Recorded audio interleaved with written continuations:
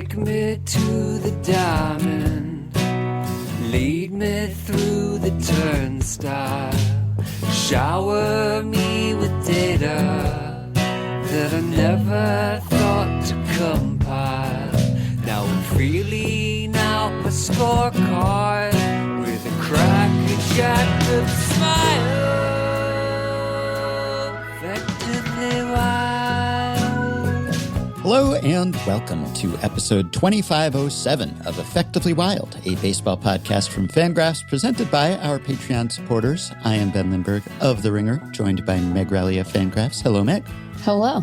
Well, this is a rare, regular episode Sunday recording for us to avoid my ongoing jury duty. Because I have not yet fulfilled my obligation, as Carson Sestouli would say, to New York State. So we are recording while we can, and I can't say anything about my jury service as of yet. I am barred from doing so, but I'm sure I will have thoughts to share on the process on our Patreon pod at the end of the month, but we will see. I have not yet been impaneled, but I strongly suspect I am about to be. So we will record when we can. Can you tell them that I am about to be very busy with the trade value series and that reliability of schedule would be nice? Honestly, it would not be the worst excuse that I heard anyone try to use to get out of this. Sure. And my problem is that I have too much integrity, Meg, to self-eliminate. Because when they tell you that it has to be a truly exceptional thing that you can't reschedule, that's impossible to reschedule, I held myself to that standard. And I can't say that my fellow jury candidates did for the most part. So here I am, the sap who is doing his duty for society and the people of my fine state, or probably I will be. We will see. Yeah, I mean, look, I think the jury service is a vital part of democracy. And certainly, I'd rather someone with the kind of thoughtfulness and dedication to all things that you exhibit be one of those people. Yeah, don't you want me on your jury, especially if you didn't do it? Don't you want me on that wall or in that bench? This is maybe why I'm about to end up serving on a jury for the second time during the run of this podcast, which is maybe says something about how long this podcast has been going on, but sure. Maybe also says something about me. I don't know. Maybe it also says that I just don't have any good excuses, I guess. Well, I have a good excuse. So get on it. My podcast co-host is really busy this week. Therefore, she can't reschedule the trade value series. That's impossible. So she needs me. I have pods to do. Yeah. You have pods to do. And look, Ben, I always appreciate you and the work you do on the pod, your integrity as a person. I never appreciate it quite so much as when I am forced to confront trying to upload audio to the FTP server. Yeah. Which I do very infrequently because you never take days off despite me encouraging you to. And I might beat that drum a little less loudly going forward. Yeah, there's some behind-the-scenes admin that goes into getting these pods posted. Yes. But you managed it. Well, I assisted slightly. You assisted. There, but you were home by then. And I was like, Ben, will you do it? I'll get published, though. Yeah, but the episode itself went off well, and aside from your cavalier use of second half, but I noted you did acknowledge it. It's true. I did. Yeah, yes, but thank you. I enjoyed your deadline discussion and your pillow talk with Craig. And boy, I share some of your pillow opinions about the firmness and the lack thereof at hotels, and about Craig's preference for cold pillows, though. Sure. The man has some pricey pillows. I mean, you were reaching for a pillow contract joke. You had to sign a pillow contract, a literal one, to obtain the pillows that he uses. Yeah.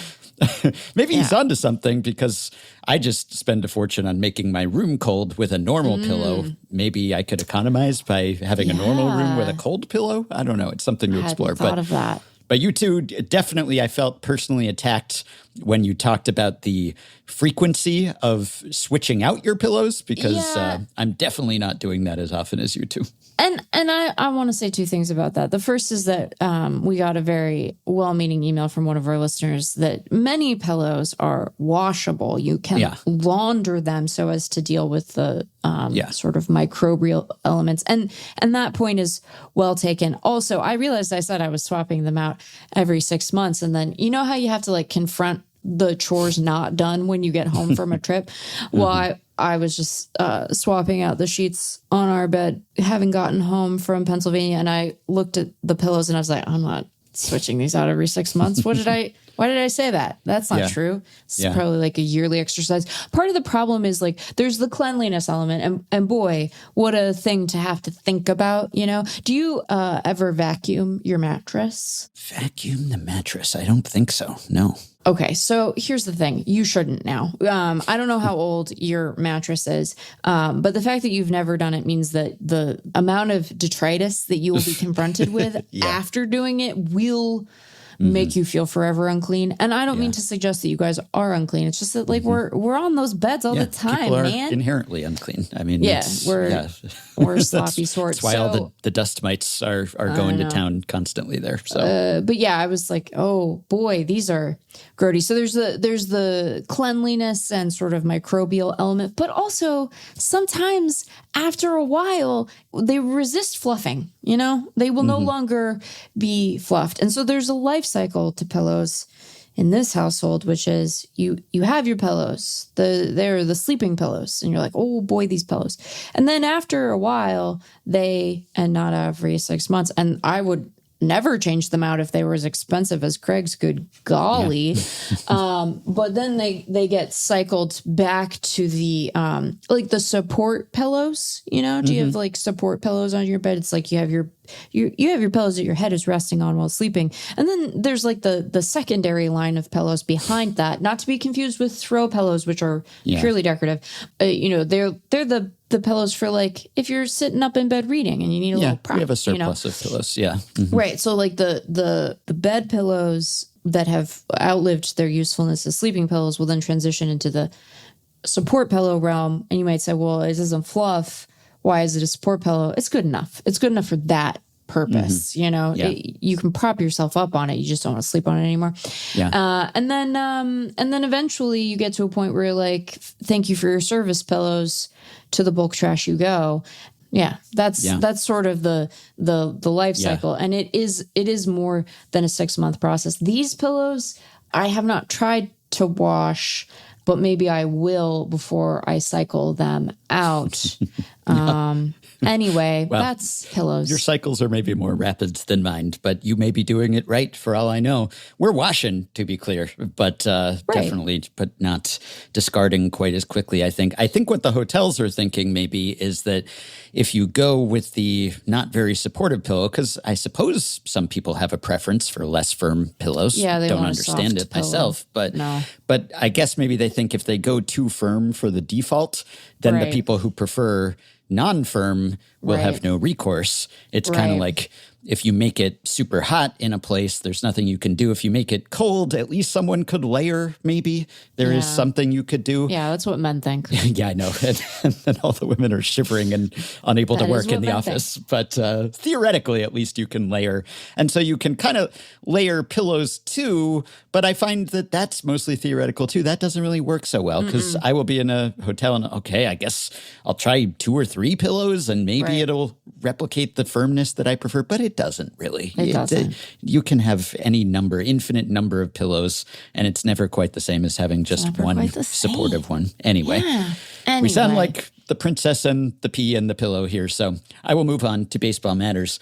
I do have a couple closing thoughts on All-Star Week and the All-Star Game specifically. You kind of touched on this with Craig and alluded to it. It's become a kind of unwatchable product for many reasons. One is that it's just inherently a little less intriguing these days because we are blessed. We are spoiled with access to stars at all times. And so the prospect of seeing all the stars playing against one another, with one another, is not quite as compelling as it once was.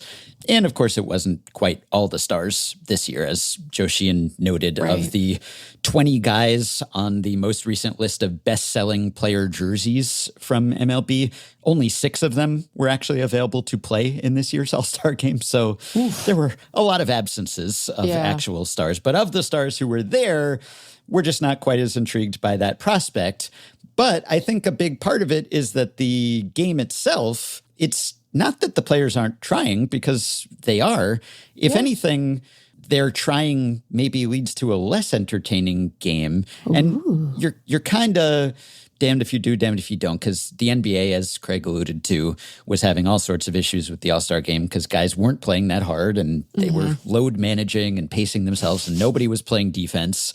And so the last regular All-Star game that they tried in 2024, the score was 211 to 186. I mean, it was ridiculous. It was a travesty. It looked nothing like real baseball. That's so funny. And you mean real basketball? It probably didn't look like real baseball. Definitely didn't look like real baseball. Yeah, but they've rectified that to some extent in the past couple of years. They've had different formats, and they've tried USA versus World, and they have a little mini round robin tournament, and they have a young USA team and an old USA team, and that did restore some interest. You'd have a hard time staffing and rostering an old USA MLB team because the players they don't last as long as they did. The aging curve is kind of harsh these days.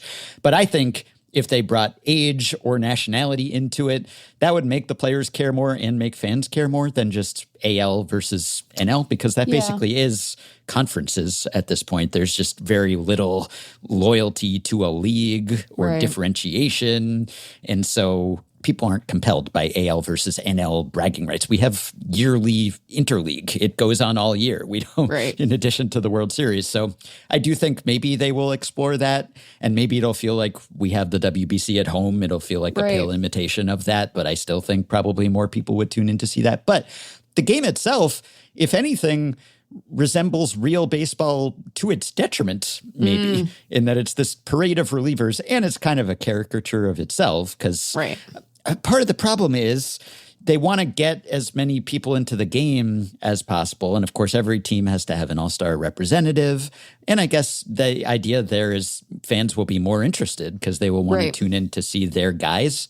Yeah. But then when you have to get every pitcher into that game, or just about, there were 20 pitchers used. And it's just constant new guy coming in, and players who aren't all that famous or stars or memorable in many cases, just a whole lot of relievers, and even the starters, they don't last long, right? So in the NBA, you had not enough defense, and really in MLB, you have too much defense. Yeah. Because you just have max effort, 1 inning max guys just coming in one after the other. And there is the saying in baseball, good pitching beats good hitting. And I don't really think that's particularly true. I think they kind of beat each other to some extent. When you have good pitchers facing good hitters, they'll both just be worse than their usual baseline. But in this case, I think good pitching does beat good hitting, because no one ever gets to face the same pitcher twice, because the batters are getting pulled. The pitchers are getting pulled even faster than that. So it's just an endless succession of relievers or starters in relief going max effort, and no one having any kind of familiarity or fatigue coming into play. And so in that case, I think you do end up with low-scoring games, and you end up with, 27 strikeouts in this game. Yeah. We haven't had a high-scoring All-Star game since 2018, I think. 2018, which was 8-6. That was the last time, really, that it wasn't, I think, lower scoring than the average game in that season. So I think that is working to its detriment, not just because you can't get used to who's on the field and look forward to seeing them again, and you're there, and then you're gone. And some players are pulling out before it even starts. But I think it's because that reliever usage lends itself to not a whole lot of action. And then you just get a decisive swing or two and you get Miguel Vargas going deep or something. And then as it turns out, that's kind of all you need to win the game. And it takes longer and it's just not a great spectator experience. Yeah. So that is, I guess, a manifestation of the game not meaning that much, because part of why you have so many pitchers pitching is that no one pitcher wants to pitch that much, or at least their teams don't want them to pitch. So it is kind of a reflection of the apathy, but weirdly in baseball, it then does lead to even tougher defense than you're accustomed to seeing in a typical game.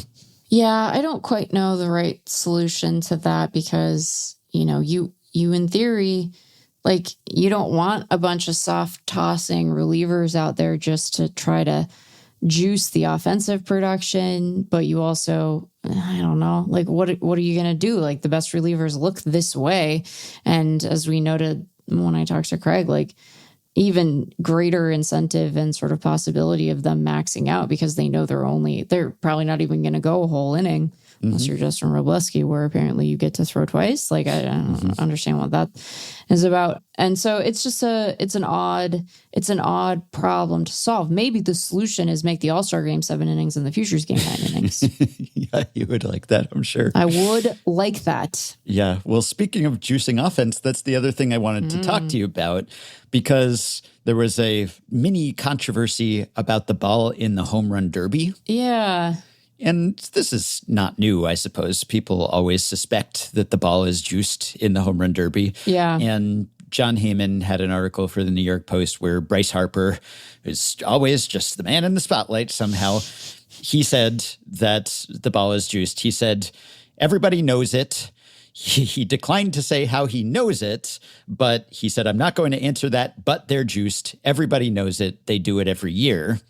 And an MLB spokesman denied that they're juiced, said that the Derby balls are no different from regular season balls, quote, the same ball, conditioned and stored like all the other balls. So I guess there are two questions here.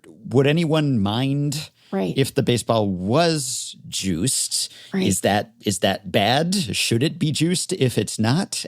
And then what incentive does MLB have to deny that they are juiced if, in fact, Bryce Harper is right? And we know Bryce Harper, the man is right about everything and never believes in any sort of shoddy science or any kind of conspiracy theory. So got to take his word as gospel here. And you'd think that the players might have some idea, I guess, of whether the ball is juiced potentially. Sure. I was trying to look into this because Bryce Harper did hit a ball farther in the Derby. He hit one 482 feet. And his record, at least going back to the start of the StatCast era, 2015, is 473. Okay. So he did hit a ball harder or farther, at least, not harder, in the Derby than he has in the past decade, basically, of actual games. Okay. The high mark was a Junior Caminero 491 in the Derby, and that's farther than he has ever hit one in a game, though, he's still pretty early in his career. Wilson Contreras hit one that was 490 feet in the Derby, though I think he has done that maybe in a game as well, so that's not unprecedented. But you definitely do see balls hit farther in the Derby than you do normally in the course of play. Yeah. But is that conclusive? Does that prove anything? Because there are a lot of things that are unusual in the home run Derby that could potentially be causing one of the balls is pink. Yeah, right. Yeah. Actually, I guess Wilson Contreras also has not hit one that far in an actual game.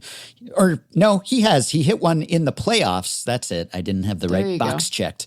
In 2017 NLCS Game 4, he hit one 491 feet, 1 foot farther than his high in this Derby. So it is doable in real games, but of course 2017 was kind of juiced ball era, right? So maybe that doesn't prove anything either. So what do you think? Do you believe, Bryce Harper, that the ball is juiced? And if it is, do you care? I have no idea if it's juiced. I cannot care. Well, no, let me add a wrinkle to that. I think it would be nice if we just had transparency around this stuff from the league as sort of the default posture, because there is so much suspicion and recrimination around the state of the ball. Why not, even in low stakes moments where it presumably doesn't matter even one goddamn, why not be transparent? Why not? Why not do it? So there's that. But also, I don't think it matters. Very rarely do we have anyone in the field who doesn't have like impressive raw power and impressive game power for that matter. You have your odd, Mookie Bettses, right? Where you're doing it because your wife is like, this will be fun. And then you're like, is it though? You didn't have very many home runs. Yeah. But I think that as long as the ball is consistent player to player, the odds, and of course there's variation player to player, just whether the balls are juiced or not, because each one is hand stitched. But, if they are aiming for the same sort of bounciness and liveliness, and they are doing that for everyone, such that you can't say that it's unfair that, one player got a very juicy ball and one player got a very dead ball, then I don't know that it matters. Like, there's, to your point, such an unreality to the whole exercise. And as I said, I don't think there are very many guys up there who you're like, wow, that guy's not really a bopper. Why is he here?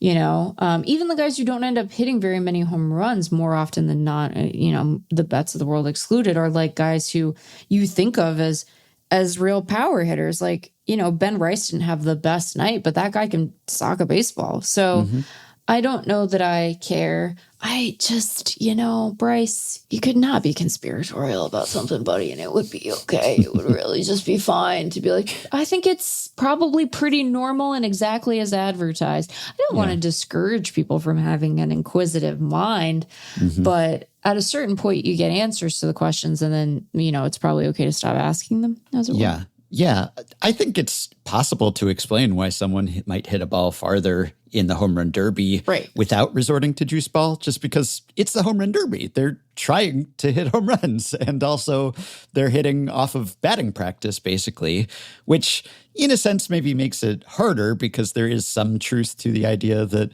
the harder it comes in, the harder it goes out. Right. Like the pitch velocity does supply some of the exit speed for the ball, not most of it, but a bit of it. So it is harder to hit a ball that is tossed to you softly a really long way. But they're trying to hit home runs, and they're trying to hit the ball really far. And players will always say that they're not trying to hit home runs in regular games.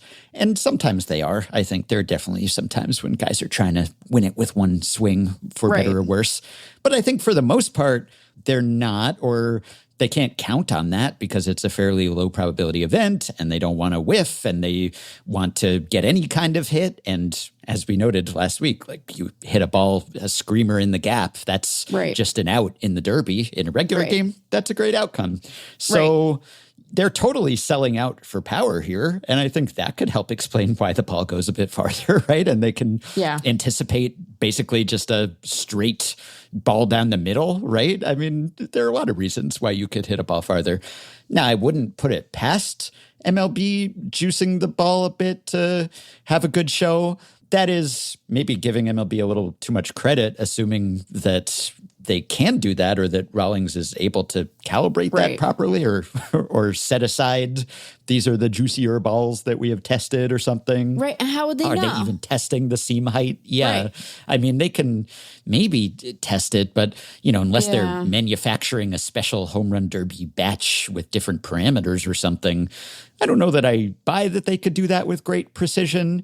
And I could imagine why, if they did, they might not want to acknowledge it, just because they don't want to entertain the idea that there is such a thing as a juiced ball that they have created. Because if they even acknowledge that that exists, and that they intentionally juiced a ball for the home run derby, They could say it's just an exhibition. It's a time when people just want to see the ball hit far, which is true. Right. But I think that would only deepen the suspicion that, well, they can make these balls if they want to. Maybe they made them for actual games, or maybe there was a mistake and they switched up some of the actual juice balls with regular balls. So they probably wouldn't even want to acknowledge that if they did it, though I am all for transparency as you are and think we would have a lot fewer suspicions about the ball if they had been fully open about this from the start and had tested everything from the start. I don't know that I would necessarily want the balls to be juiced or special for the Derby, because I do think part of the thrill is just that these are regular balls, but look how far these people can make them go. Because if you do start making it sort of funny money, silly, Savannah Banana style, like we're going to take this further away from typical baseball, I don't know. Maybe people would like that. There are people who sometimes suggest they should have metal bats. Like it should just be about hitting the ball as far as you possibly can. But I do think that the thrill of that would wear off. As we said, like 3 hours of guys swinging for the fences gets a bit tedious as it is.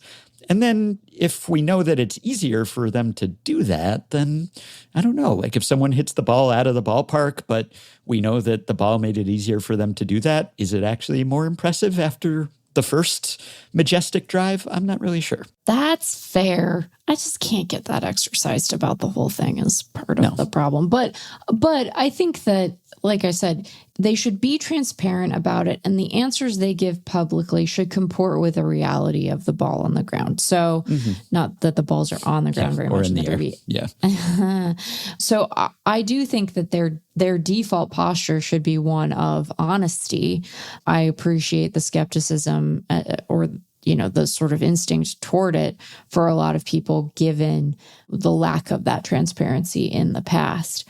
I'd be curious if other players have this sense that it's like so juiced. Like he says it so casually, like, well, everybody knows this is happening. It's like, do they? Does everybody know that it's happening?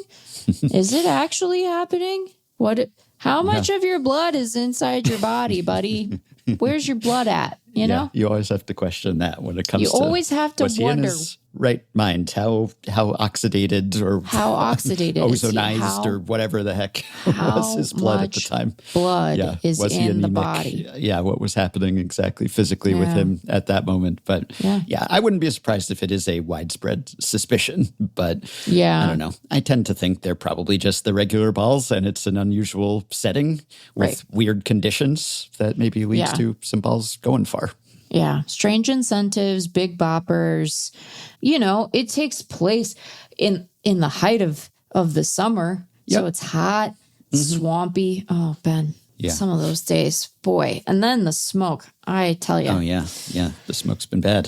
That has affected actual baseball, obviously. Yeah. But now you're back in the dry heat. So that's nice for you, I guess. Yeah, we never have bad air quality in the valley. That's right. So we have a couple pitcher extensions to talk about. We have a schedule reveal, an aspirational schedule reveal, I suppose. We also, speaking of strange incentives, we had a report from Eno Saris of The Athletic about a memo that was sent by MLB to teams, cracking down on some behavior that teams have been up to with their dugout iPads. And this was obviously of interest to me. This memo was issued more than a month ago, according to the report, but it just took effect for the start of the restart of the season after the All-Star break. And basically what it comes down to is that teams had been pushing the boundaries when it comes to the allowable use of those iPad dugouts. So these were first introduced a decade ago in 2016, and then their use was regulated somewhat in 2020 after the banging scheme and sign stealing scandals. But teams have been pushing the envelope a little lately because there is a custom tab, or there has been. There are 3 tabs that you're able to access on these iPads because they're supposed to be locked down because you're not supposed to be using real-time electronic communication. Right. And so it's supposed to be kind of a walled garden here. You get these league-issued iPads, but they strictly monitor what's on them. And so you have one tab, which just gives you the StatCast data and the video angles. And that's what you see players watching after they get back to the bench or whatever. They want to see where a pitch was. They want to see their swing. And then there's a second tab with ABS information, new for this year, I suppose. And then there's this third custom tab. And as wrote, it housed each team's specialized data akin to information found in old school paper-filled binders. Examples include matchup info, defensive positioning, and player tendencies, which teams argued were necessities. So it used to be that teams would print out these big binders with all this data and matchup info and recommendations for the coaching staff. I used to help put those together when I was a baseball ops intern back in the day.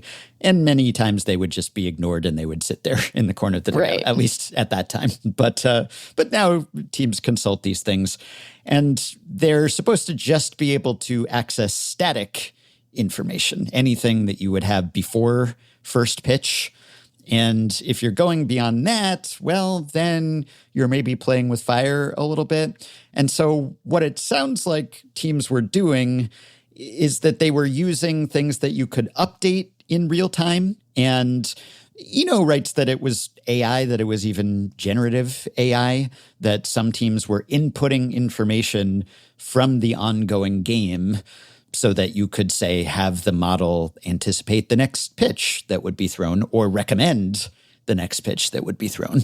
And this goes hand in hand with the trend toward pitch calling from the dugout that we have discussed, that I have bemoaned. And that seems to have been part of the motivation for this crackdown, right? Is a discomfort with that practice. Right. And it seems like maybe some teams, instead of just having coaches call pitches from the dugout based on whatever intel was available to them before the game and their own wiles and know-how, they were maybe plugging pitch data into these iPads in real time and having these models update to tell them what to throw. And I don't know exactly how widespread this was. It seems like several teams were maybe experimenting with something like that. Former Mets reliever Adam Ottavino came out and said that the Mets were doing this, though he hasn't been with the Mets for a couple of years. I assume he's hearing about this second or third or fourth hand, and seems like he has a bit of a bone to pick with that organization. But according to him, Steve Cohen was spending hundreds of thousands on whatever this model was. I assume it's not entirely clear from the story, and teams have obviously been cagey about the details of what they were doing. I assume this is not generative AI. This is not just like a chat bot. This is not, hey, Chat GPT or even Claude or whatever, what pitch should I throw? I assume it's based on some sort of machine learning model, and that maybe there was an interface that was kind of like a chat bot, kind of, based on that data. So I doubt it's, teams were doing what someone at home might do when they're consulting Gen AI or something, a chatbot on this stuff. So it's probably a bit more sophisticated than that might make it sound. And frankly, it's probably a decent use of that kind of data. Like I could imagine that a model that's able to draw on all that information and tendencies and everything and crunch that stuff in real time would maybe provide some sort of edge here. So I don't know, if it's pure generative AI, it could just give you garbage, or it could hallucinate or something. But I'm guessing there was a more solid grounding than that. But who really knows? But one way or another, MLB stepped in to say, don't do that, basically. And so they're supposed to have limited access to apps and to have the league monitor and review those apps. And this is probably crossing the line of what the league rules suggest it should be allowable. And you could imagine it could get to the point of becoming a bigger scandal. And so the league is trying to step in and nip that in the bud. Yeah, I don't mean to take issue with the way that it's characterized in the piece Torino's reporting. I do find myself sort of frustrated when we're having these conversations that there's like a little bit of like term imprecision sometimes. With what do we mean when we're saying AI? Because teams have been using machine learning as a way to do analysis for years now. This is not like it wasn't like they were like, oh, Chat GPT, cool, right? Like the use of machine learning, particularly to do like to feed a bunch of video and be able to discern things about mechanics and pitch shapes and what have you. Like that's been teams have been doing that for a long time. And one can imagine potentially nefarious applications of that technology if deployed in real time, right? So I can appreciate why the league would have a vested interest in trying to keep all this stuff sort of buttoned up. But because we might mean different things when we're saying like AI or generative AI, like it sometimes is a little difficult to parse like what exactly these applications are doing. I guess, people who have a better handle on this stuff from a technical perspective might be able to guess at it. And certainly like, I don't know, some of these models I think require like a great deal of computing power. I don't know that they're necessarily going to lend themselves to like an app on an iPad, but I don't know. This is where my lack of technical sophistication kind of reveals itself. But I think that there are parts of this that I find interesting. First, like we don't like the pitch calling stuff for a couple of different reasons, most of which are concentrated around sort of losing the art of catcher defense and the sort of skill and value that brings. I think that it's interesting that it seems like part of the concern on the league's part isn't just that there's like a potential for malfeasance or cheating here, although I if I'm the league, I'm going to be hyper aware of that possibility given the banging scheme. But also like there does seem to be sort of an unstated philosophical preference for the human expertise of the manager and the coach in this situation, right? And that should have primacy in this environment. And some of that, I don't know that they're sitting there going like, because human beings should have jobs and we value labor. Like, I don't know that we can take it so far as a value statement on the league's part, but there is seemingly a stated preference here that managers and coaches should be managing and coaching and that players should have to do some stuff on their own too. So I like moments like this because whether they mean to or not, we do kind of get a statement of the preferred philosophy and aesthetic of the game from the league. I always find it funny and I understand why they do it, but it's always funny when they're like, we're really worried about the potential for this stuff, but you get a month to update your processes. and that seems fair, right? If the determination, and it sounds like from the piece, this was the league's determination that no one was like, really crossing a line into something that required discipline and no discipline was issued here. Well, yeah, you want to give people a minute to sort of update their processes so that they're not caught flat-footed, but it is always a funny artifact of this stuff. I also am fascinated by your ability to like action this stuff in real time. It does feel like there is a sort of an upper bound to the usefulness of it, right? Like you have to be able to keep pace in a game. And so being able to say, the machine learning is like assessing this guy's stance in real, I don't know that this is exactly what's happening, but like, let's pick the thing that would potentially concern the league the most. The machine learning is analyzing video in real time. And so you should throw your splitter. Like, how do you action that?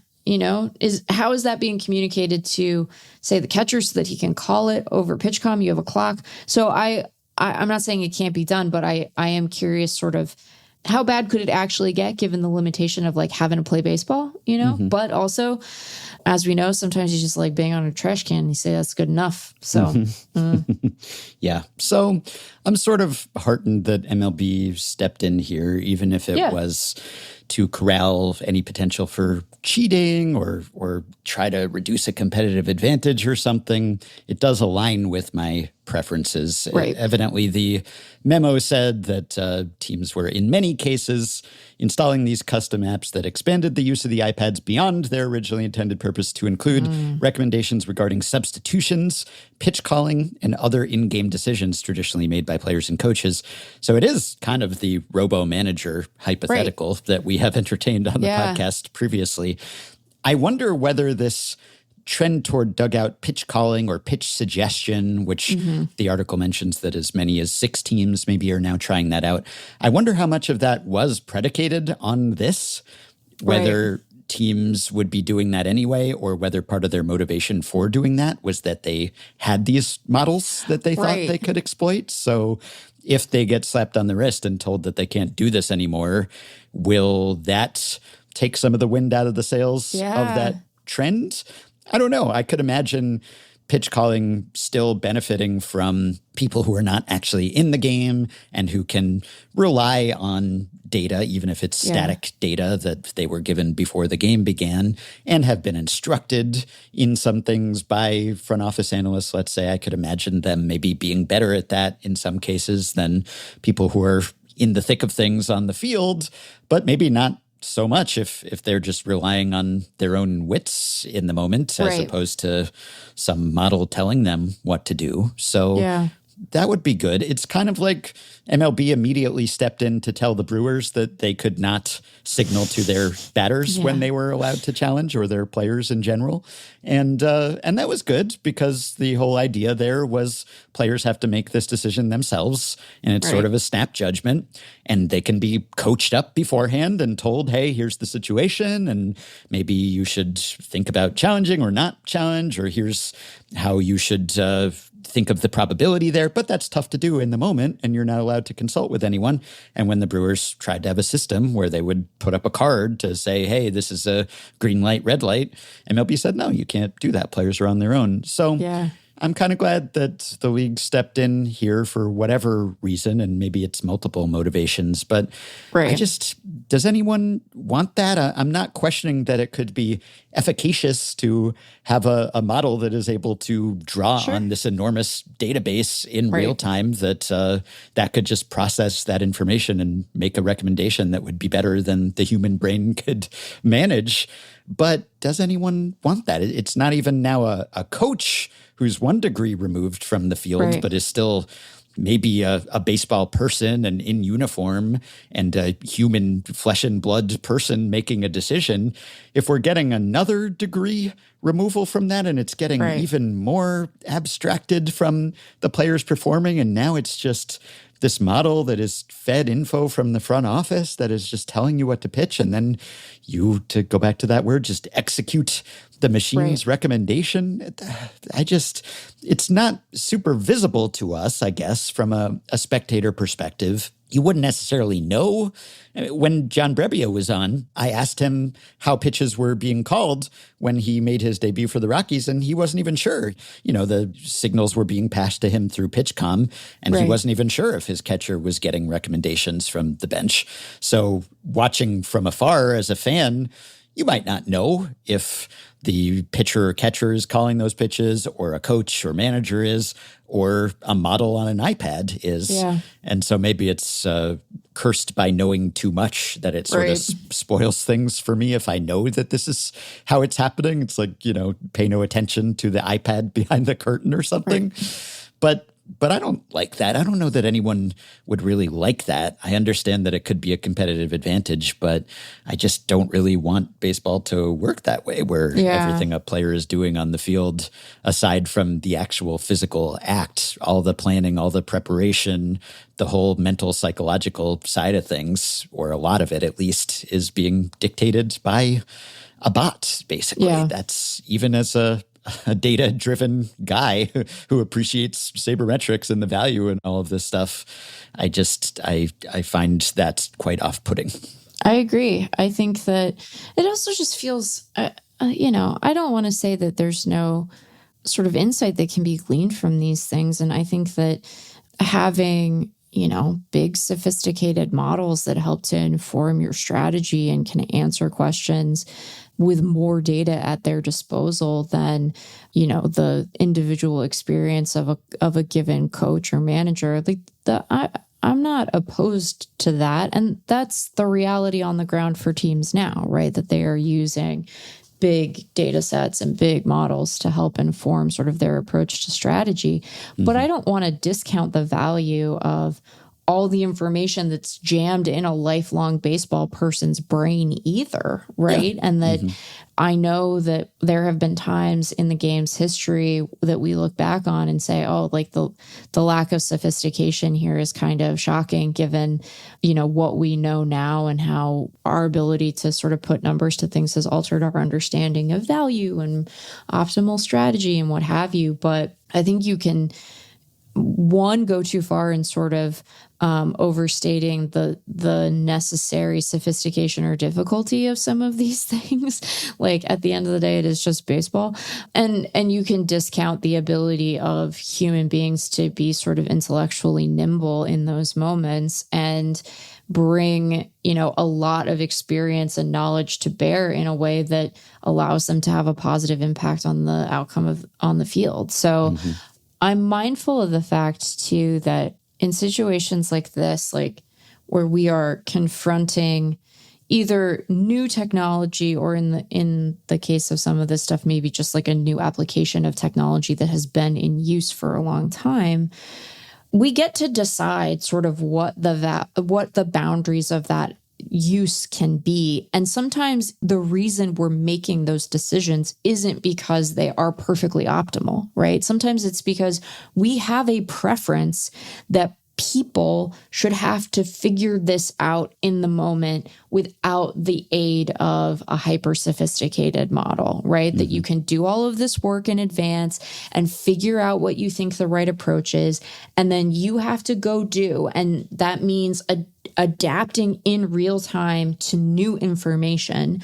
And I think it's okay for us to say, you know, the ability of individual people to do that in the moment, to react to, okay, we thought that the right way to attack this lineup for our starter tonight was this mix of pitches, but oh no, like he doesn't have feel for that secondary. So we have to adapt. We have to figure it out in the moment. And I think saying, hey, bring all that information to bear, but you got to sort it yourself. Like that's okay for us to decide is of a higher priority in terms of our understanding of how the game should unfold than it being a perfectly optimized set of decisions. And sometimes when we talk about the application of new technology, everybody just acts like it's gravity, right? Like, oh, of course you have to do it this way. No, we made that stuff. That's what all the generative AI boosters, they act like it's a fait accompli. This is inevitable, so you better get on board. Yeah. Right. And I think that like if at the end of the day we decide, well, that's the best way to do it, you know, that might be something that we have to live with, even though we don't like it. But we're making decisions. We're all making decisions together. And we can decide we don't like that. And that's fine. It doesn't have to be perfectly optimal. So. Yeah.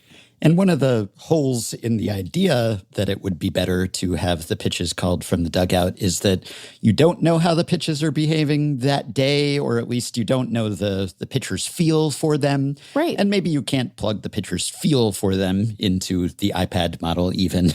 And these are often phrased as suggestions as opposed to mandates, that there is still some autonomy for the players involved. And I think that's true to an extent, though I question if you're a young player, let's say, how much freedom you actually feel to make your own decisions, if this is kind of the team policy. But they frame it that way both because it's easier to sell and because you do want to allow some leeway for, well, yeah, usually this is a good pitch, but today I just don't have my feel for it.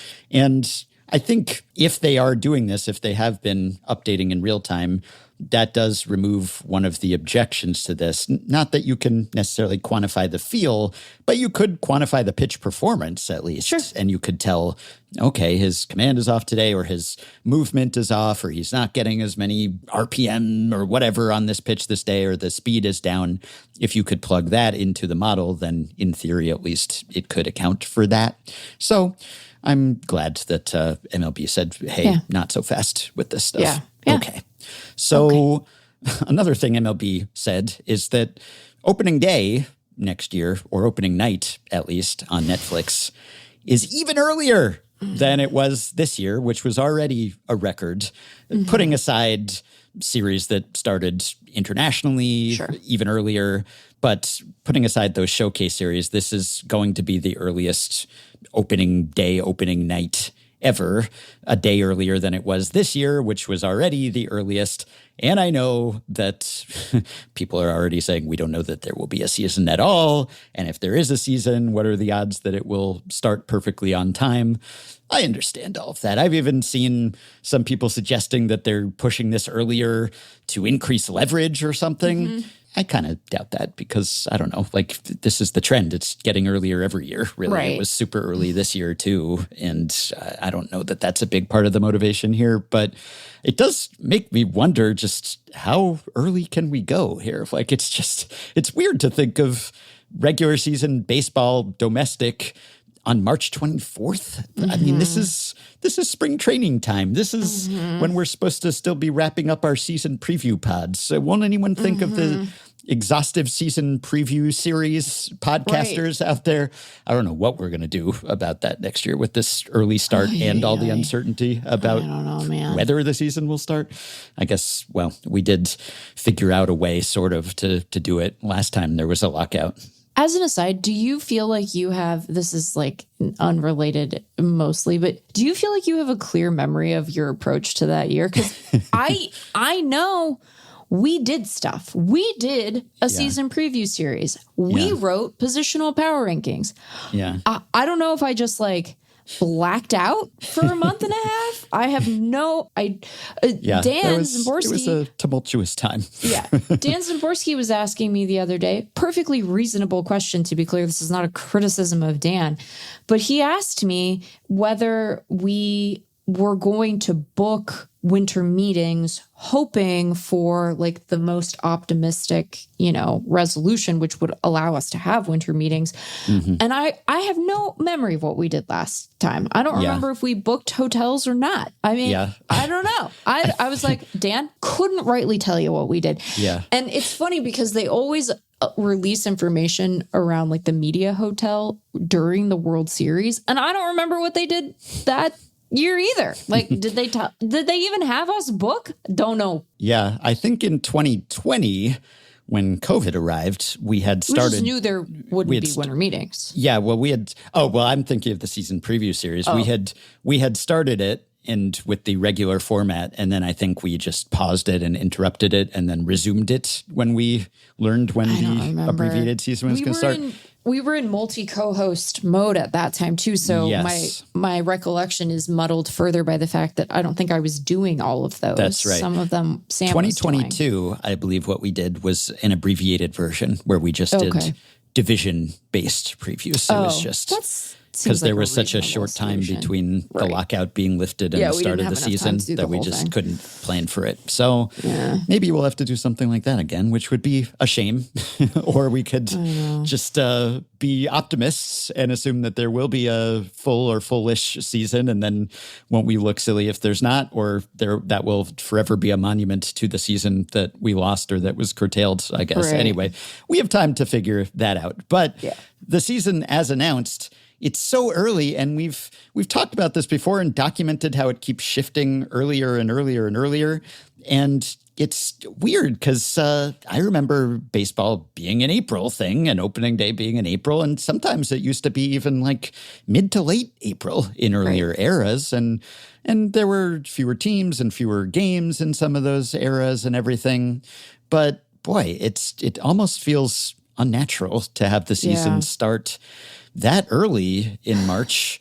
And then I think, the final day of the regular season would be September 26th, I believe. So it's just time shifting the whole season. Yeah. And I guess there are some benefits. I mean, what with the climate warming and just days getting hotter, I guess it's not the worst thing in the world for the season to start sooner, because it'll probably be just as warm as it used to be in mid-April and late March, right? So maybe that makes some sort of sense.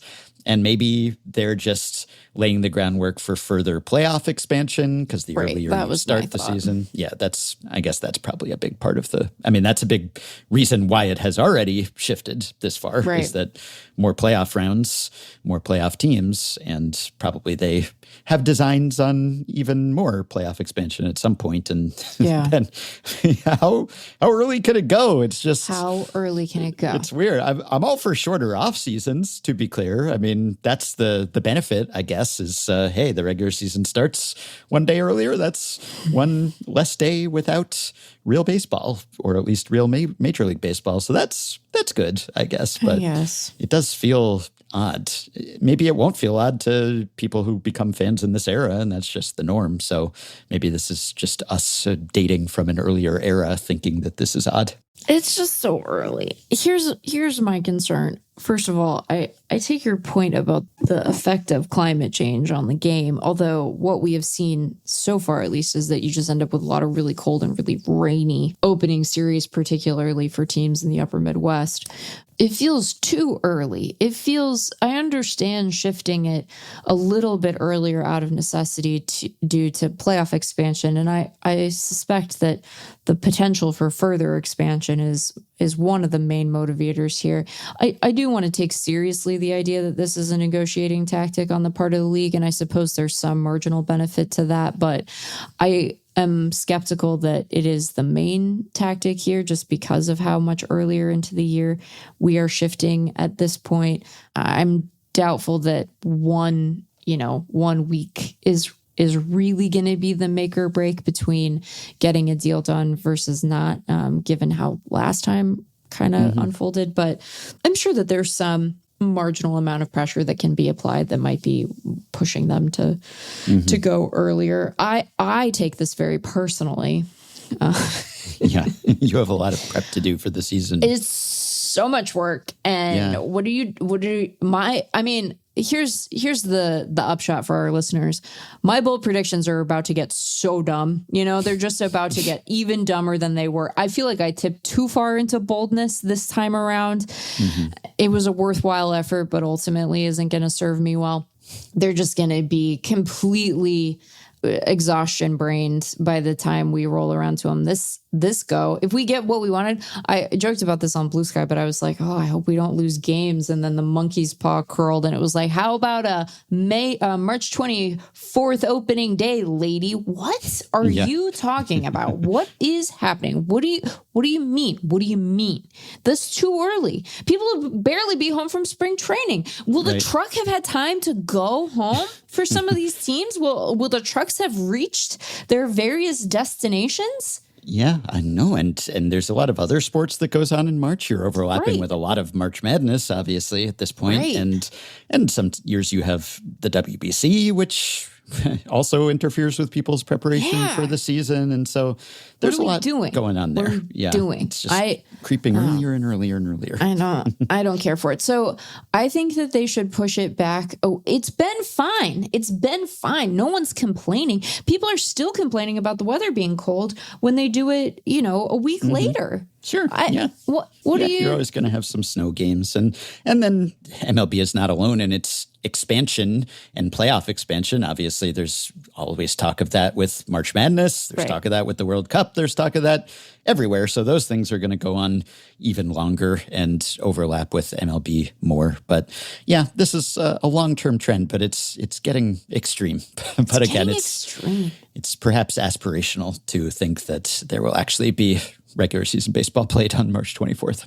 Yeah, I think that if we want to engage with reality rather than, what the league has to put out a schedule. This is the time of year that they do it. But in all likelihood, I think we'll end up with the best case scenario is we end up with a pretty normally scheduled opening day and we only lose a week and are able to kind of get back on track such that we open when we typically do. Yeah, maybe they're just building in an earlier start time, anticipating that it will actually start later, and then it will look more normal when it starts kind of in a regular time, historically, traditionally. Maybe. Yeah. Okay. By the way, some sort of downer news about Shohei Ohtani that just broke while we were recording this, which is that he is not going to be pitching for the foreseeable future, that he was scheduled to start this coming Wednesday. Of course, he had his knee not drained, I guess, but lubricated in the Sunday before the All-Star break. And so he has had his pitching pushed back, but now it's been pushed back further. And it's not a day-to-day thing, according to Dave Roberts. Like, he's going to pitch at some point, presumably, but they are giving him more of a break, which is a bummer for me because, as I mentioned, Jessie and I are taking Sloan to her first baseball game of any kind, really, other than watching me play softball or something next weekend when the Dodgers are in town to play the Mets. And I thought I had been clever and that we were going to see a Shohei Ohtani pitching appearance, but that will now not be the case. He'll still play. DH. Yeah, he'll still DH, though. That's the thing. Whenever there's some dire prognosis for Shohei Ohtani as a pitcher, it's like, but don't worry, he's in the lineup. He's leading off and DHing. Right, and he's going to hit a home run. Hits a home run immediately after whatever that negative news comes out. So, yeah it's not good, especially because I feel like we're kind of on a knife's edge with the two-way play where maybe one more serious injury. I'm thinking specifically of an arm injury. So I don't know if a nagging knee injury. And I don't know if this is something where he might have to have another knee surgery after the season or something. Right. Part of this is just the Dodgers pacing their players because they want them to be ready for October. They have a 12-game lead in the division, and I'm sure Ohtani's disappointed because obviously he wants to win a Cy Young, but given Mizorowski and Sanchez, et cetera, that would be tough to do anyway. I guess it also makes it more feasible for Pete Crow-Armstrong to make a real bid for NL MVP if he is able to keep up his offensive pace. And they have to prioritize the health of their rotation, and they want it to round into form in the playoffs. And I'm sure they want him to be pitching in the playoffs. So these games just don't matter as much to the Dodgers, though I'm sure it matters to Ohtani and to the people who paid exorbitant prices to take their daughter to their first big league game that might coincide with a Shohei Ohtani pitching appearance. Sorry, bud. Anyway, hopefully he will be back on the mound at some point this season because he's been pretty impressive there. But it is always funny. It's like when any other pitcher is sidelined, that's that. With Ohtani, well, don't worry. He'll still be playing. He'll still be slugging, but he just won't be doing his two-way thing. I find it funny that this procedure is apparently like referred to as lubricating the knee. Yeah. Normally you're trying to pull. Normally with injuries, there's stuff in the joint that shouldn't be there. Sometimes it's the shape of lima beans or at least the size of them. Sometimes it's, it's other fluid. You can get fluid in your joints in a way that is detrimental, right? But his is like, does that mean that like bone is rubbing on bone or something? Like what does that mean? There must be something like that. What does it mean, Ben? Yeah. Also, lubricating the knee. What is he, the Tin Man? Like I'm just one of those the cylindrical oil one thingies. of those little oil cans, and it's like, brr, brr, brr, brr. And then he's like, oh, I'm good to go again. Yeah. Anyway, I hope his joints are adequately lubricated, but not over lubricated. I would like to be able to lubricate the joints in my hands. I'm worried I'm worried I'm developing some arthritis in my hands a little bit. It's the sort of thing, I'm going to be old for a minute here. Do you ever have the experience where you realize, speaking of pillows, that you like slept on a hand funny and then it's like busted for a day? Do you ever have that experience? I feel like I have to be like purposeful with the placement of my hands before I go to sleep, because if I sleep with them like balled up at all, or like if I sleep on them, I wake up the next day and I'm like, oh, I got creaky bones. Yeah. I need lubrication. Jessie had that recently just because of her sleeping posture and working posture. And that can be tough. It's not necessarily a carpal tunnel, but you could get like a cubital tunnel or something. I had something like this too, where you can get it, it's an occupational hazard of writing and editing and maybe even podcasting. But there are certain poses, and if you have your elbow resting on something, it can compress a nerve. And then, I was having kind of I think I spoke about this on the podcast or the bonus pods at some point. I had like a ulnar nerve entrapment or something going on where it was kind of like a tingling feeling in my fingers that has subsided, fortunately, after some time. But you have to be careful about those kinds of things. Then I feel like, and then I'm like, I'll like sit there and like rub like lotion. Yeah. And man, I don't know about this getting old thing, Ben. Like the work trips have like a more obvious deleterious effect on my body than they. Yeah, especially because of those hazardous pillows and shower heads. But I'm just saying, like, What's Another up? thing I resent is that I was reading this story, this MLB.com story about Ohtani, and MLB is doing this thing now where when I click on an MLB.com story on my phone, it launches in the MLB app. Yes. Which I resent. Yes. I do too. Yeah. I don't want it in the app. I want it. Right. I just want to read the story. I've talked about this on bonus pods where I'm someone who resents apps being foisted on me. I'll use apps if I need them, but in general, if I can just go to a site in a browser or something, that's perfectly fine. I don't need a dedicated app cluttering up my phone or launching something or taking up resources. And obviously I have the MLB app and it's a good app in a lot of ways, and I use it regularly for things that I want to use it for, but I don't need to launch an app you don't need to it for see a story. It's there if you want it. It's like there's a FanGraphs app. If you want to use the FanGraphs app to read stories, you can, but you don't have to. Better every day, as an aside, the app. Just a lot of work every going single on day, that I go in there and I'm like, boy, Sean really knows what he's doing. Yeah, but I would be miffed if I tried to click on a FanGraphs post and was taken to the app against my will. So, and that doesn't happen. So I don't care for this. Because we I'm care sure about you. MLB is just. I don't know if you don't have the app installed, does it prompt you to download the app? I don't know. Maybe they're just trying to juice their counts of users or something. But if you do have the app, then it's definitely imposed upon you. I don't know if there's a setting that you can use to disable this. Hopefully, maybe. I don't resent this quite as much as the fact that the MLB app is now also displaying betting odds. That at least is optional. You can turn it off. For now. But yeah, for now, right. But that's a new innovation that I don't care for. I know this has already been a thing in the NHL app, I think, and maybe online. But now we're being asked whether we want that displaying. I do not.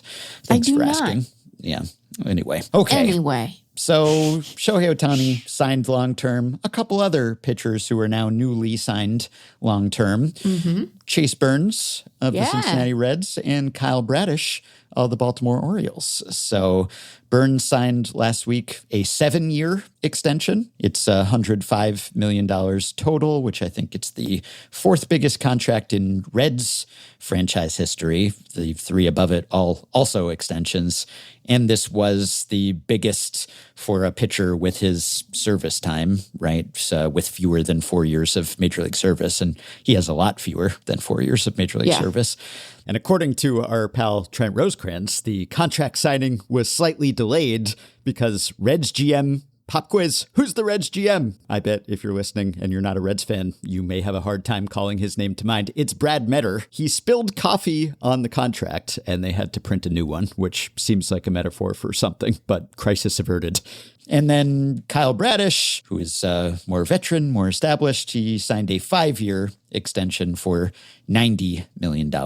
Yeah. So that'll keep him under contract with the Orioles or whoever has possession of that contract through 2031. And Burns is maybe the more interesting one here because it's kind of in line with the trend towards young players signing long-term extensions that we talked about last week with J.J. Weatherholt and all the others. So as usual, we haven't had a ton of great opportunities to talk about the Reds this year, but Chase Burns has provided many of them because he's great. Patrick Dubuque, in his write-up of this deal at Baseball Prospectus, wrote, even beyond the results, the Reds have never really evoked a compelling reason for caring about the Reds beyond we're here and so are you, which is, I mean, frankly, it's no lies detected there. This is where the meme of Effectively Wild not talking about the Reds came from. But Chase Burns is worth talking about, at least. And I do feel bad for him being overshadowed a bit by The Miz and Sanchez and even some of the excellent AL guys, Cam Schlittler, Dylan Cease, et cetera, Skeens, whoever else. Like, he's a mere 13th in pitching WAR MLB wide this year, but boy, he has been fantastic, which has not been a big surprise if you looked at his stuff and his peripherals prior to this year. Because like last year he had a 4.57 ERA, but a 2.65 FIP. Right. If anything, his peripherals were superior last year. Yes, they were better last year than they were this year. And he was throwing even harder last year. Yep. He's sitting 98 now, to be clear. He's pretty impressive, and he is just 23. So to the extent that any pitcher is someone to build around, I guess it would be Burns or someone like him, because a lot of these early career extensions that we've been talking about have been for position players, which is not a surprise. They are a little less breakable and more dependable. Yeah, that part of it makes this interesting to me, less because I think Chase Burns is like not worthy of a deal like this. I think, you know, if anything, as Bauman argued when he wrote it up for us, like he seems like he's leaving money on the table here. But I find it interesting, given the size of this deal in not just in absolute terms, but certainly in Reds adjusted terms, that they would choose to have that kind of a commitment to a pitcher. You might think that they would try to work this game with one of their core position players. But I also think that when you have a guy of Burns's talent locked down for 7 years, there's something to that for pitchers that I think actually gives you comfort, because it's like, well, sure, maybe, and I hope that this does not come to pass for Chase Burns, but like, hey, maybe he blows out and you lose a year. Well, okay, you have 6 more, right? Being able to keep him sort of in the fold for that amount of time gives you some amount of comfort that you are going to get good years out of him, even if you lose some to injury. But yeah, Chase Burns is great. He was an exhilarating prospect. I think he's been an exhilarating big leaguer. It's been really exciting to watch him take a step forward from certainly an earned runs perspective. You're right to say that his peripherals were actually a bit better last year, but I think that he's a pretty interesting guy and we probably haven't seen like the best version of Chase Burns yet, even. Mm-hmm.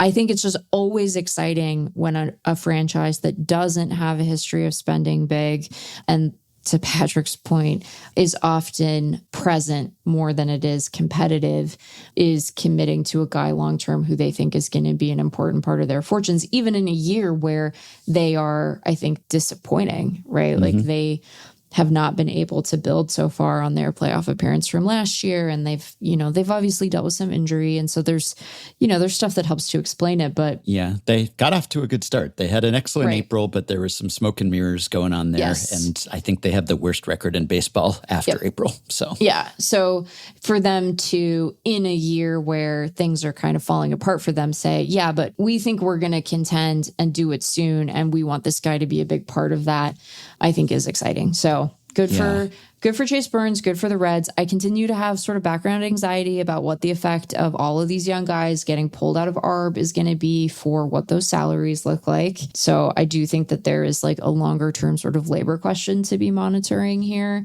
because obviously Chase Burns won't be available as a comp for other pitchers who come up behind him, but I'm never going to begrudge a guy being a $100 million heir, like I think that you're well past the point of being too concerned about leaving money on the table. I think we can argue that he definitely did leave money on the table, but also he could blow out tomorrow or stink or whatever. So, Yeah, and he was under team control for quite some time anyway, because he's young and it would have been, his ARB years would have taken him through 2031, which is, Bradish is now under team control through 2031 after the extension. I think he had 2 years of team control remaining prior to his deal. Burns had many, and so now this deal, which starts next season, runs through 2033 for him. Right. And then neither of these deals has anything complicated, I guess. No deferrals, no options. They're delightfully straightforward. Yeah, so that's nice for people who have to talk and write about them. But yeah, I think, so what you were alluding to there about maybe we haven't seen the best of Burns, he is a 2-pitch pitcher at this point. He's basically 4-seamer slider, and clearly that's been enough for him. He'll throw in an occasional changeup, or, I guess he technically has thrown something classified as a curveball on rare occasions. Right. But it's not like the hitters are exactly forcing him to expand his repertoire exactly, but that has been in vogue to throw more and more pitches if you are a starting pitcher these days. So maybe at some point he will refine one of those secondary offerings, and that may make him even better. I don't know. With pitchers, the aging curve speed-wise is often just sort of a linear line down, you hope gradually. But maybe if he is able to perfect some of those other offerings and show hitters that, then that would be good, because his strikeout rate is still healthy, but is down a bit. And he's benefited some from a low BABIP this year and had a high BABIP last year. So it wouldn't hurt. It would behoove him probably to have a third pitch at least that he could count on. I can imagine Chase Burns and his representatives looking around at, say, the trajectory of Spencer Strider's career for exactly the reasons you're talking about, and being like, let's lock in this money. Why don't we? Yeah. There does seem to be, he's protecting downside risk for himself here, even maybe more than you typically see with these early extensions, where when it goes sideways on you and the repertoire is that limited, at least as it's currently constituted, you can be exposed very, very quickly. It is funny that there has been that trend toward wider arsenals and more expansive pitch palettes at a time when you're not expected to go deep into games. And so you don't actually have to hold something in reserve to show hitters the third or fourth time you face them in the game, because you're probably not going to.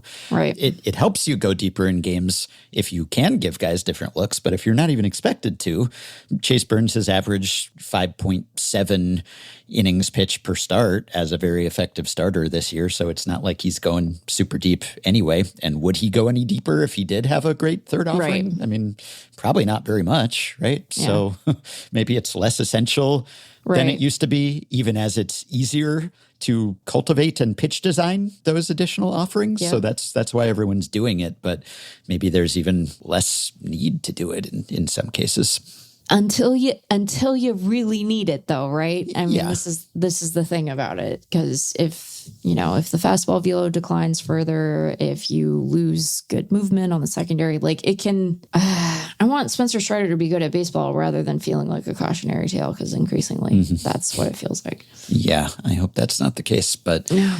Yeah, so I guess the question is, what do the Reds really have, though, right now? Because so their three bigger extensions and contracts in the past: Joey Votto, Ken Griffey Jr. 26 years ago, and Homer Bailey, right? Right. So you look at them now, they have Burns, they have Ellie. Right. But they also have one of the worst offenses in baseball, if not the worst. It's Ellie, Sal Stewart, who has been good since his hot start, but not as hot as he was during his hot start. And then you have sort of the JJ Bleday is doing what kind of out of nowhere season. But the core there, they've had a devil of a time developing hitters. They really have. Maybe Stewart is something. Ellie is obviously something. Right. They have Hunter Green. Yep. They have the makings of a really strong rotation. Right. But a lot of those guys at any given time are injured or unavailable. So, and they don't have a ton of money coming off the books after this year, and they don't spend a ton of money to begin with, and they're already sort of spending a lot for them. And then they're locked into, say, Brian Hayes for the next 4 years, or at least he's under contract. Right. And then they have this whole group of guys, this sort of lost generation of hitters who looked really promising and then failed to launch for whatever reason. I know Reds fans have thought that the Reds have been too old school in their hitting approach. And then also they have jerked some guys around positionally speaking at times too. So I don't know, like they're coming off that last second buzzer beating playoff appearance that didn't last very long last year. And they sort of snuck in as the Mets collapsed. And are they really close to the next one? It's tough to tell. Right. Like, I've felt pretty bullish about the Reds at times in recent years, but then there has been this stagnation or just injuries on the part of a lot of their starters, and now I don't really know what's there. I don't know. Are they going to be good during the term that Chase Burns just signed for? I have no idea. Yeah, it's an odd spot. They do have some prospect talent, but it is a pretty light farm system, and it'll get lighter when you account for graduations because Sal Stewart has graduated from prospect eligibility.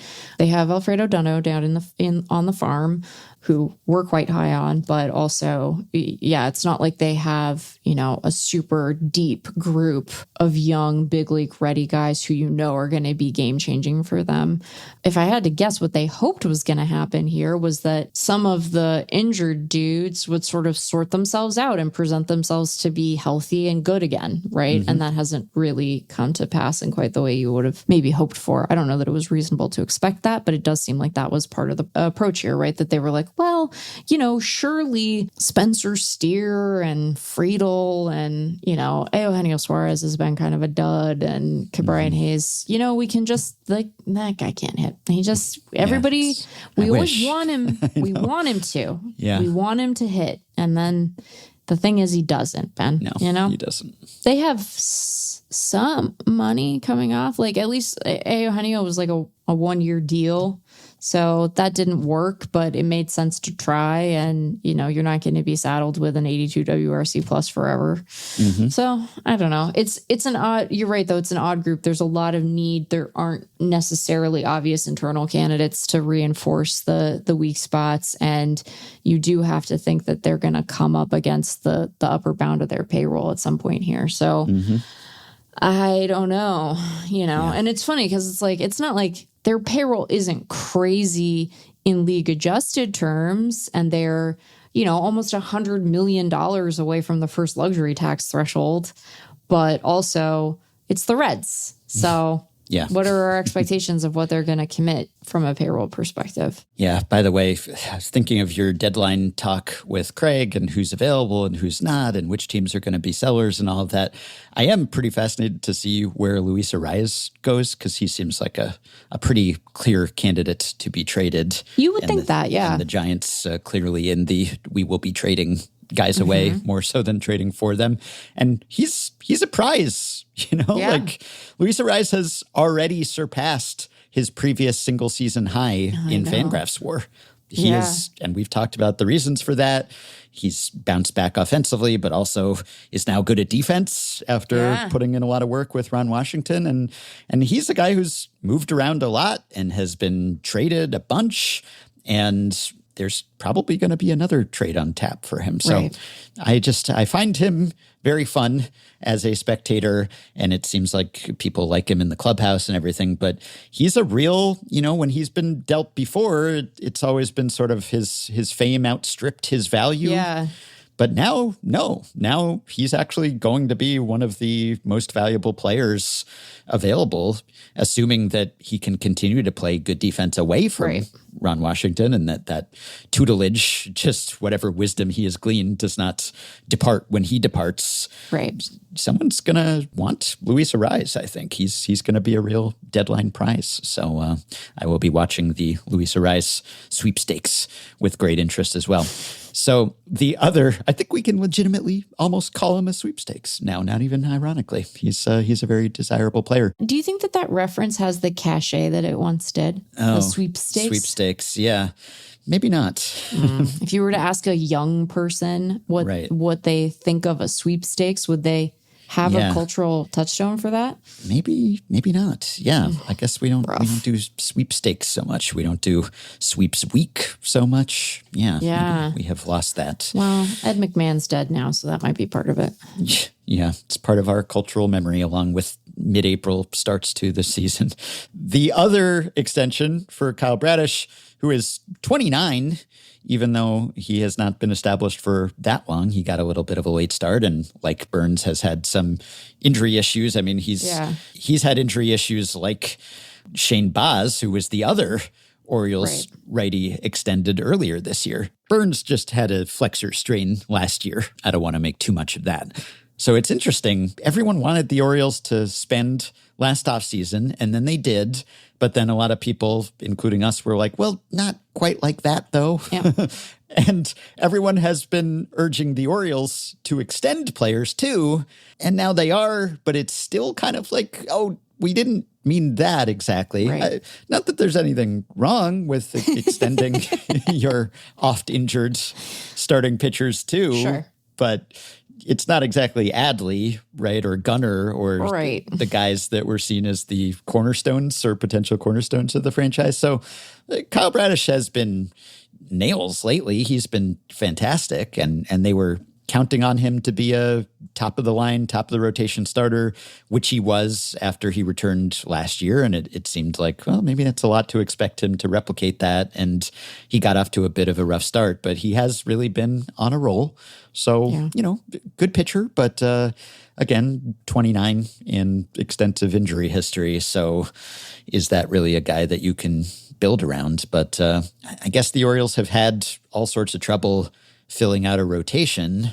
And so they figure, well, let's lock down this guy. Though, he did have a couple years of team control remaining. So you are accepting considerable risk and uncertainty here about the state of his health and arm 2 years from now. So in theory, they're getting some sort of discount from that, I suppose. So I don't know. Yeah. We talked about the Orioles very recently and about how they, even though they've played a bit better since that conversation, I think do kind of seem to be caught in between a little bit, both in the playoff picture this year, long term. What do they actually have with this core?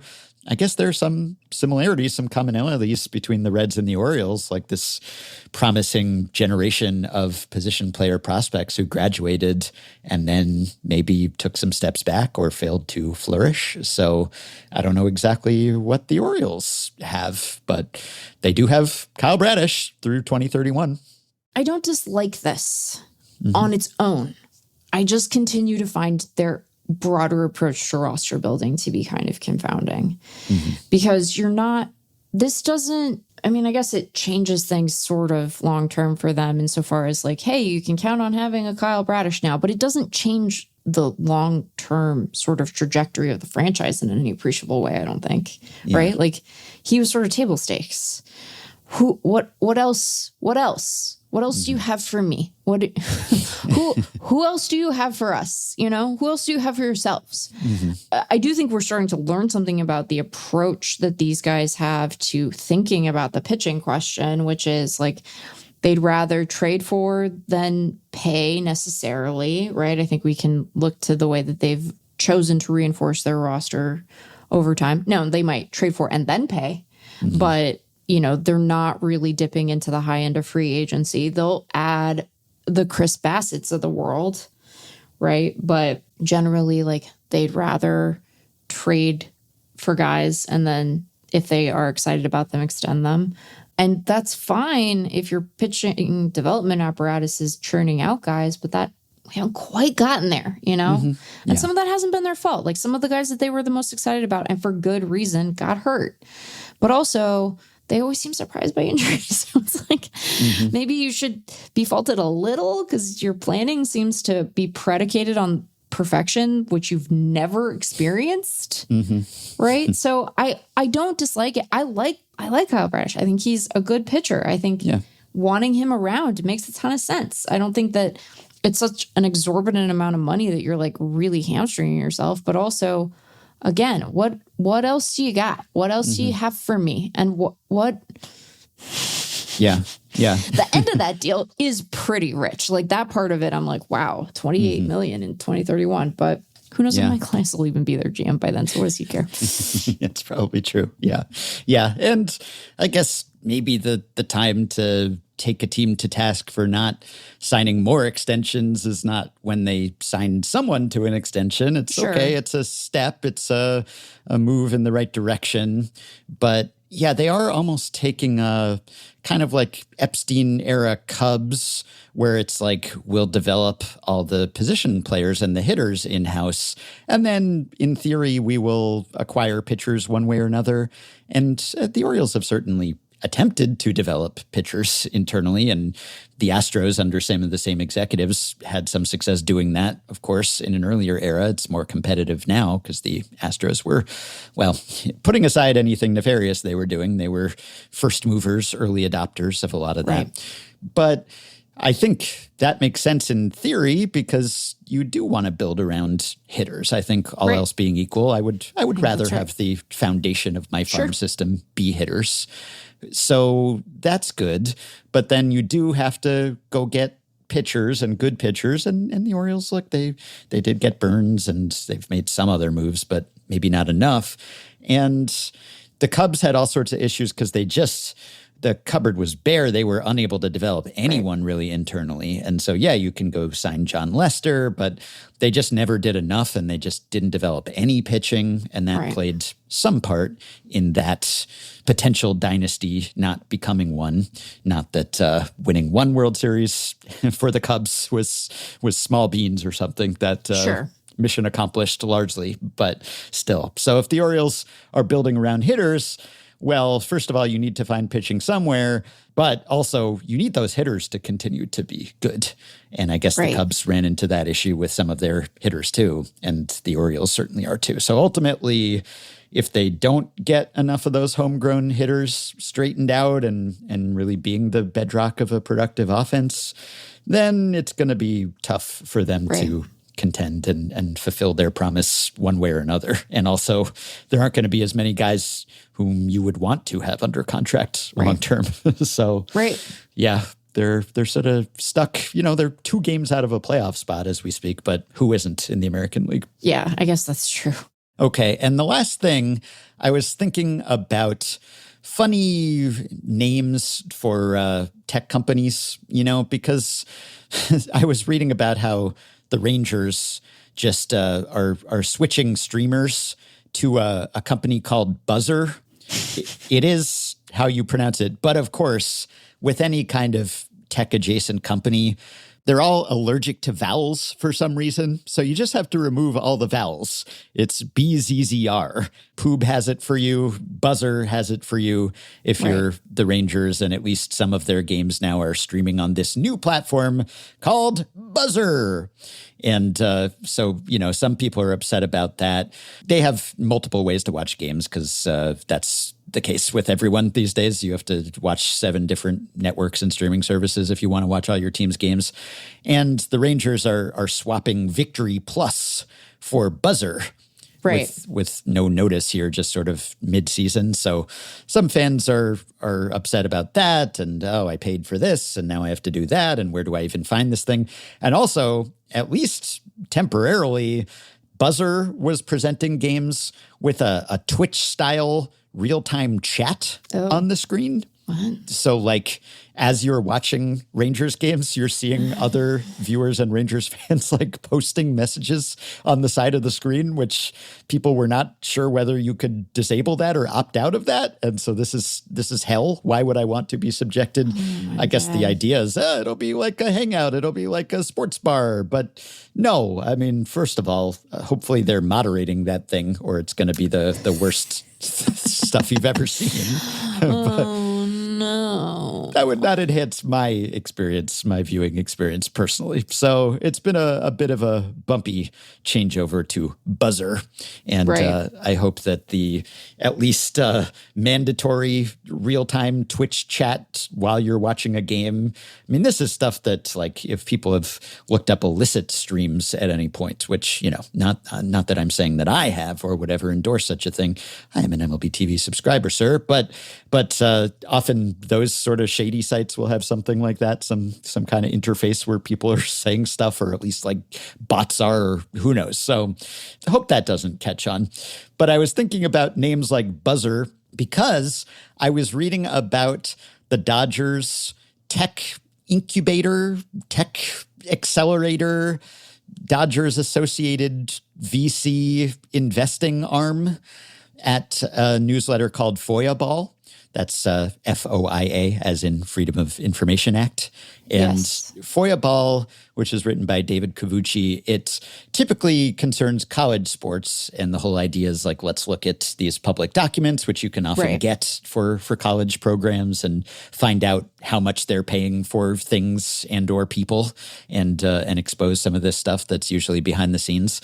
But there was a baseball post earlier this month, or at least loosely baseball adjacent, because it was talking about how much college sports programs spend on laundry detergent, because they spend a fortune on this stuff, which you can understand because, players get dirty, uniforms get dirty. They have to have all that stuff looking crisp and clean. And so, it's industrial strength and industrial quality and quantity.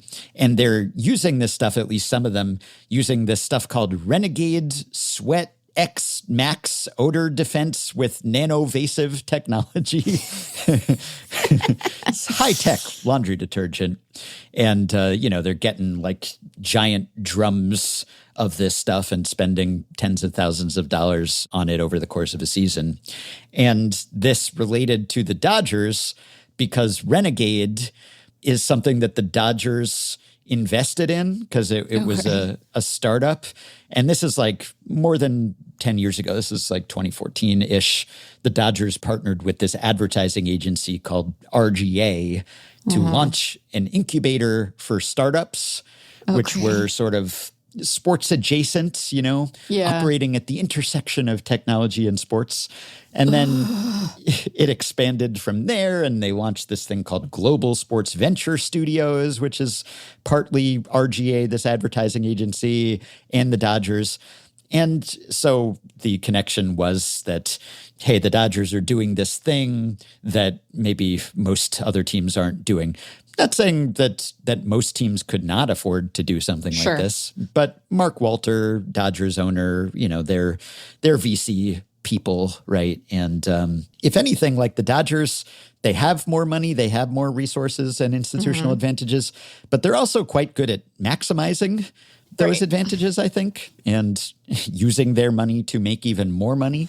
Yeah. And so I don't know that the other 29 teams don't have some sort of investment arm, or that they couldn't. These are all billionaires, right? And so they probably could do this, but maybe they don't come from that world, or they're not as in bed with those kinds of companies, right? So venture capital and everything.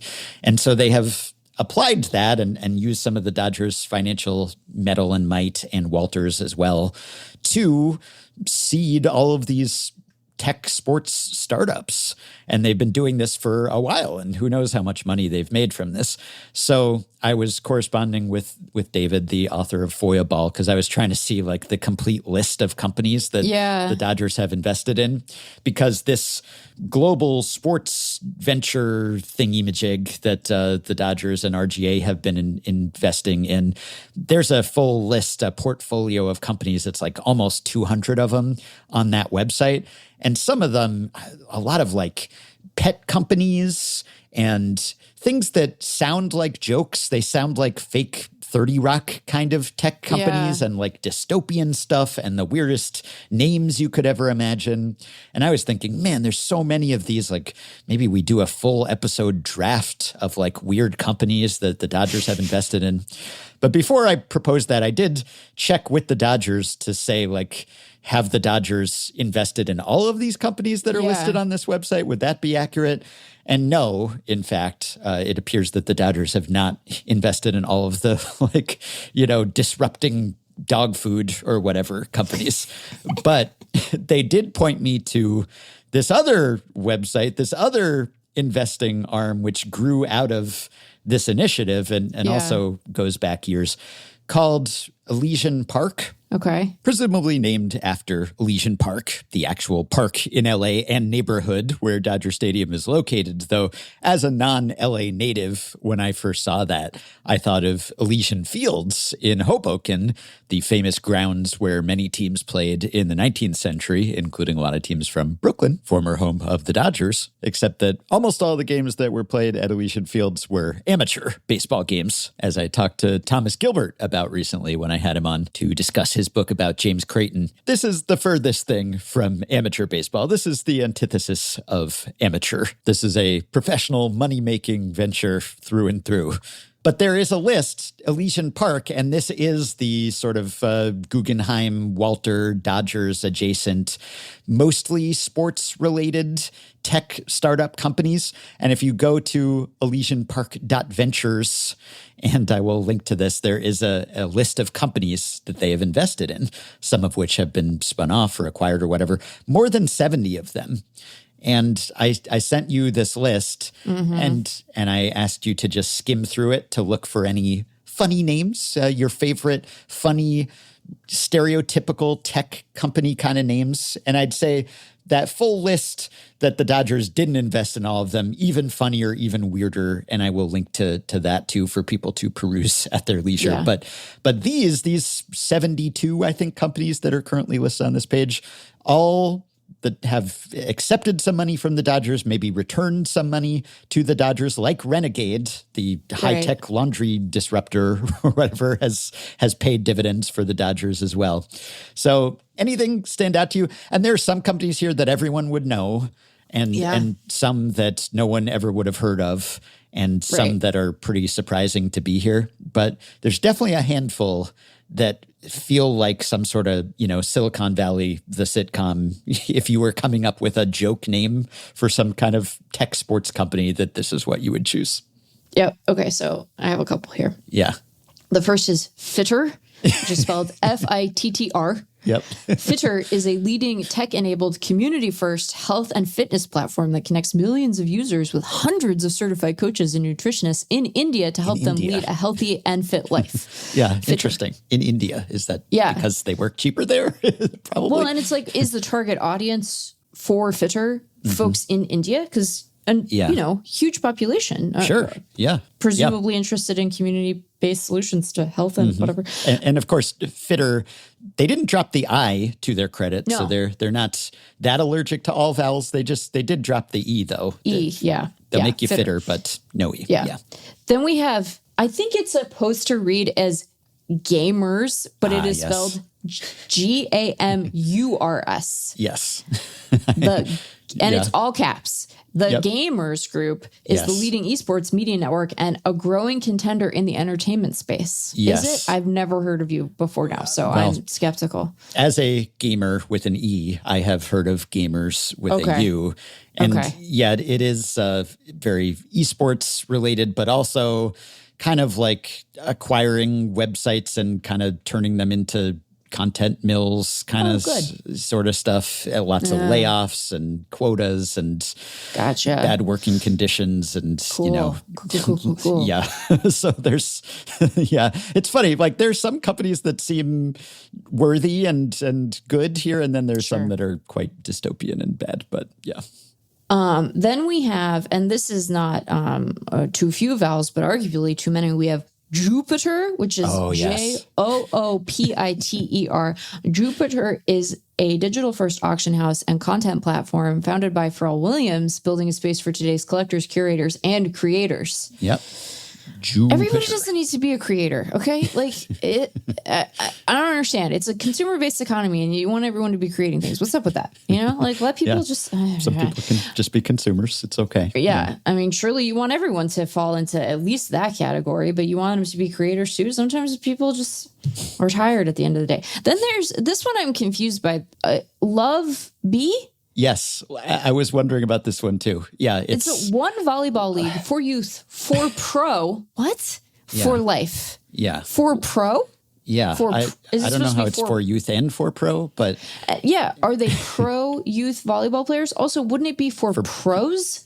I guess there's a youth component, but also a professional component. But also, is it supposed to be pronounced Love Bee? I don't know. The logo, I think it stands for League One volleyball, but I don't know if is it loved?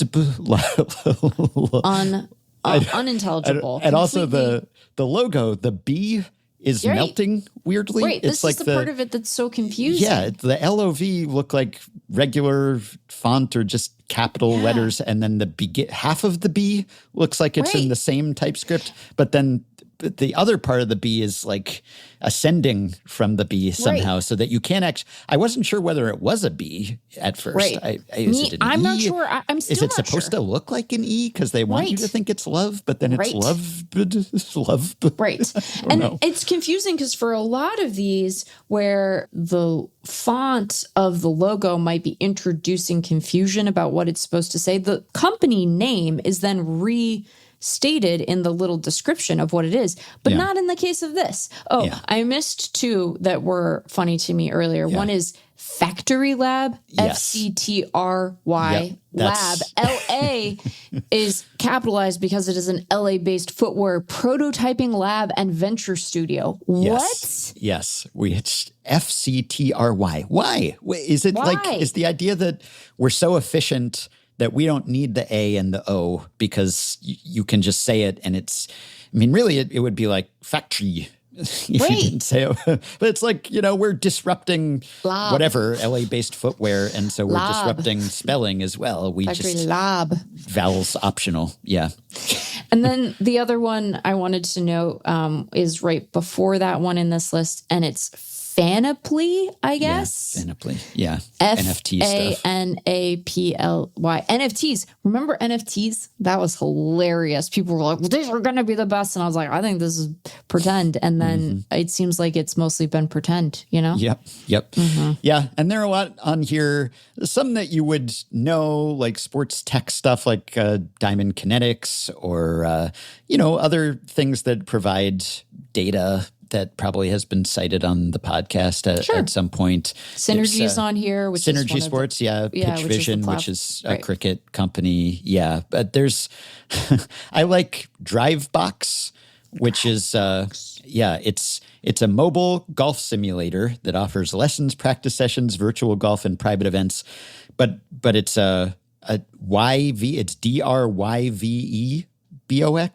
So it can't just be drive, like a golf drive. It has to be drive, DRYVE, for whatever reason. But there is stuff on here like DraftKings. The Dodgers, or this arm of the Dodgers, invested many millions of dollars, tens of millions of dollars into DraftKings, which, no conflict of interest there, I guess. But it's just, anyway, this is one of the things when people complain about the Dodgers and their resources and everything, they do have this whole investment arm, which again, it's not as if only the Dodgers could do this. And there may very well be other teams and franchises that are doing this, but they are beyond baseball, just a big business in a lot of ways. And so people don't even realize the money that they are spending and the rewards they are reaping from this sort of stuff, this kind of baseball adjacent side business that there's another one, Steezy. Steezy. I could give people a million guesses and they'd probably never guess that Steezy creates online dance classes with the world's best instructors. Steezy. Yeah, which sounds sleazy, or I don't know if it's supposed to be a play on like steez, like style, or I don't know what that has to do with dancing, but it makes my skin crawl a little. There's also one called TAPP with 3 Ps, TAPPP, which helps media, consumer products, and sports wagering clients drive customer acquisitions, transactions, engagement, and retention. Whatever that means. What does that mean? I don't know, and I don't want to know. There's a lot of word salad happening here, a lot of business speak. And also, some surprising one. You messaged me when you noticed that UCB, Upright Citizens Brigade, the comedy company, is on here. I don't know what that has to do with sports or all this other tech adjacent stuff, but some surprises. Anyway. Maybe they're there to teach the baseball players how to be genuinely funny. Yeah, that could be. Maybe. Did we think about that? Did we consider that as a possibility? They have some work to do. If so, I don't know that they have done so. Right. But I ranted on a recent bonus pod about how all the logos are blue, all the apps are blue, everything on all of these on this website for Elysian Park, everything is blue. Every single, I guess maybe if you go to the actual companies, all their actual logos aren't blue. I don't know. I didn't check. But on this website, every single thing is blue. So there's a ton of blue when it comes to tech. But maybe that's Dodgers, though it doesn't look like Dodger blue to me. So if that's what they were going for, I'm not sure. It's a different blue. It's a different blue. Okay. Well, before we feel blue about all of this, we can stop yapping. That will do it for today. Thanks as always for listening, and special thanks to those of you who support the podcast, financially that is, which you can do by going to patreon.com/effectivelywild and signing up to pledge some monthly or yearly amount to help keep the podcast going, help us stay ad-free, and get yourself access to some perks, as have the following 5 listeners: John Stickle, Adam Shea, John Marin, KW Dixon, and Steve Kaplan. Thanks to all of you. Patreon perks include access to a 3rd unrestricted episode every week, another full bonus episode every month, exclusive live streams, membership in our Discord group for patrons only, personalized messages, prioritized email answers, shoutouts at the end of episodes, potential podcast appearances, FanGraphs memberships, and more. Check out all the offerings at patreon.com/effectivelywild. If you are a Patreon supporter, you can message us through the Patreon site. If not, you can contact us via email. Send your questions, comments, intro and outro themes to podcast@fangraphs.com. You can rate, review, and subscribe to Effectively Wild on Apple Podcasts, Spotify, YouTube Music, and other podcast platforms. You can join our Facebook group at facebook.com/group/effectivelywild. You can find the Effectively Wild subreddit at r/effectivelywild. And you can check the show notes in the podcast post at FanGraphs or Patreon or the episode description in your podcast app for links to the stories and stats we cited today. Thanks to Shane McKeon for his editing and production assistance. We will be back with an episode soon-ish. I can't record from the courthouse, but we will do our best to bring you another episode soon. When I'm riding the bus or going for a walk, one strap on my head, then listen to people talk. I want to hear about baseball with nuance and puffy and stats. Yeah! Don't want to hear about pitcher wins or about gambling odds. Only want to hear about Mike Trout hypotheticals and the texture of the hair on the arm growing out of one's head. Gross! Give me effectively wild. Give me effectively wild.